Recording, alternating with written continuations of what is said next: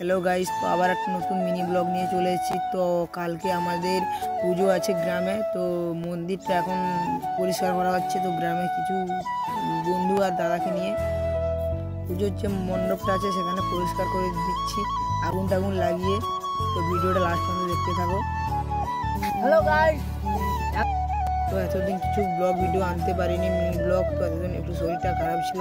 তারপরে রাতে আসার পর এই যে কাগজ বাঁশ টাস কেটে রাত 1টার সময় মন্দিরটা ঠিক করে দেওয়া হচ্ছে। যে বাঁশ কাটছে ঝন্টু। তারপর মন্দিরটা সাজানোর পর এই যে ভাই বাঁশ ধরে দাঁড়িয়ে আছে। তারপর এদিকে সুরজ, এই যে আমার কাকু মন্দিরকে এসে একটু ভিডিও করলাম। এই যে দাদা, সেখানেও কিছু কাকু আর দাদা বসে আছে। তারপরে একটু মন্দিরের ভিতরে দিয়ে গেলাম। তো এই করে পুজো টুজো দিয়ে